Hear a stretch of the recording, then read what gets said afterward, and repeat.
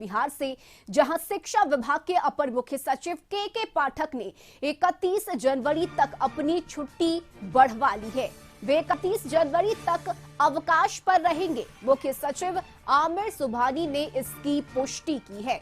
आपको बता दें कि इससे पहले के पाठक 8 से 16 जनवरी तक अवकाश पर थे, जबकि 17 जनवरी को गुरु गोविंद सिंह जी महाराज की जयंती पर सार्वजनिक अवकाश था और इसीलिए अब के पाठक ने 18 जनवरी से 31 जनवरी तक अवकाश पर जाने का आवेदन दिया है।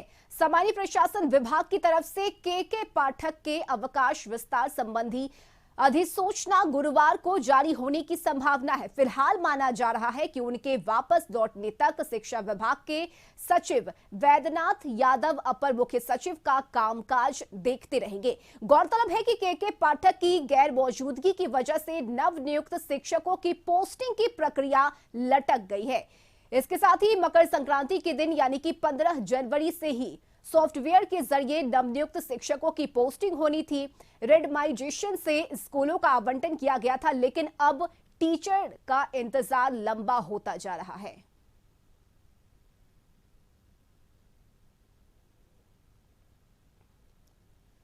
तो शिक्षा विभाग के अपर मुख्य सचिव के पाठक ने अपनी छुट्टी बढ़वा ली है। अब के पाठक 18 जनवरी से 31 जनवरी तक छुट्टी पर रहेंगे। ऐसे में शिक्षा विभाग के कई कामकाज पर इसका सीधा असर होता हुआ नजर आ रहा है। खास करके नवनियुक्त शिक्षकों की पोस्टिंग का मामला अधर में लटका हुआ है और अब के पाठक 31 जनवरी तक छुट्टी पर चले गए हैं। और इस खबर पर ज्यादा जानकारी के साथ सहयोगी प्रीतम हमारे साथ जुड़ गए हैं।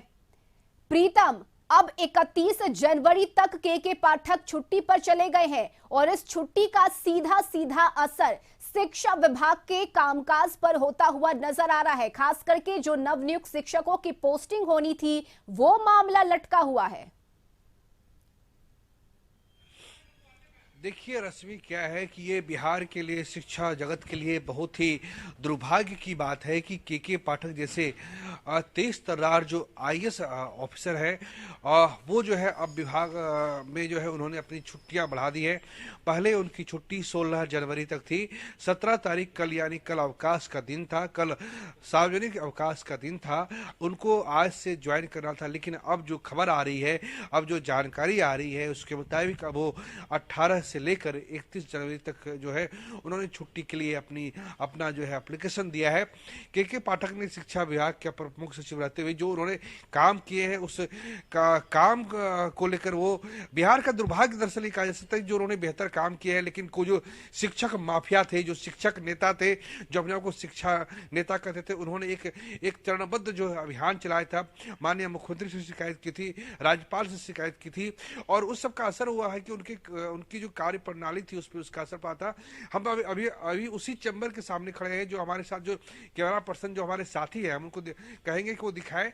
यहाँ शिक्षा विभाग का जो अपर मुख्य सचिव है, जो शिक्षा विभाग जहाँ पे अपर मुख्य सचिव का जो चैम्बर है, देखिए लिखा हुआ है के पाठक, भारतीय प्रशासनिक सेवा, अपर मुख्य सचिव, शिक्षा विभाग, बिहार, पटना। ये देखिए यहाँ पे ये चीजें लिखी हुई है। अभी तक तो जो है शिक्षा विभाग में के पाठक के नाम का नेम प्लेट लगा हुआ है, लेकिन अब ये नेम प्लेट कब तक लगा रहता है इस पे संदेह बरकरार है। लेकिन ये मानना पड़ेगा कि जब हम गांधी मैदान गए थे, तो जब 13 जनवरी को नियुक्ति पत्र बांटा जा रहा था, तो जितने भी अभ्यर्थी आए थे उन्होंने एक सुर से कहा था कि हम तो मुख्यमंत्री नीतीश कुमार के प्रति और तेजस्वी यादव के प्रति तो अनुग्रहित है ही। एक समय जबकि केंद्र सरकार से नौकरियां नहीं मिल रही है, रोजगार नहीं मिल रही है, लेकिन बिहार में रोजगार दिया गया है और उस रोजगार को दिलाने में अगर महत्वपूर्ण भूमिका है तो उसमें के पाठक का भी नाम आता है। और के पाठक का नाम हर एक अभ्यर्थियों ने खुले दिल से लिया था और उसके बाद जो उन्होंने सुधार किया था, उनके प्रयास का ही नतीजा था कि स्कूलों में छात्रों की उपस्थिति बढ़ी। जो शिक्षक गायब रहते थे,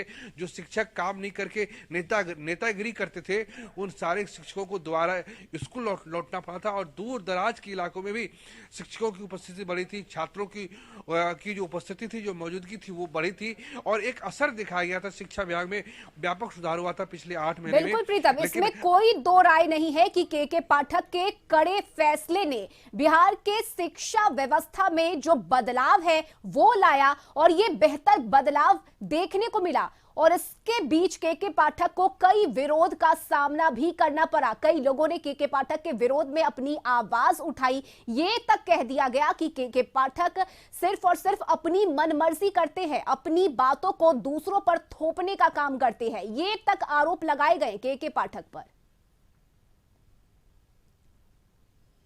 देखिए, ये मैंने कहा आपसे रश्मि जी। कि जो नेता है, जो शिक्षक नेता है, जो विधान पार्षद है, इनकी नेतागिरी ही ऐसी बातों से चलती है। इन नेताओं ने जो तथाकथित जो शिक्षक नेता है, इन्होंने ही एक माहौल बनाया इनके खिलाफ। उसके बाद ये लोग महामहिम से मिले और फिर और मुख्यमंत्री नीतीश कुमार से मिले, लेकिन उन्होंने कोई कड़े फैसले नहीं लिए थे। ये एक हम लोग एक नाम दे देते कड़ा फैसला। उन्होंने जो फैसले लिए थे वो विभाग के लिए, शिक्षा विभाग के लिए जरूरी फैसले थे। उन फैसलों पे अमल पिछले कई वर्षों से नहीं हो रहा था। उन्होंने कभी उन फैसलों को अमल में लाना शुरू किया। उन्होंने कहा कि अगर एक प्रिंसिपल या एक शिक्षक अगर 1.5 लाख 2 लाख रुपया वेतन उठाता है तो आपको 5 क्लास रोजाना करना पड़ेगा, वो 5 क्लास आपको लेनी पड़ेगी। इन फैसलों में कहीं कोई आपत्ति किसी को नहीं थी।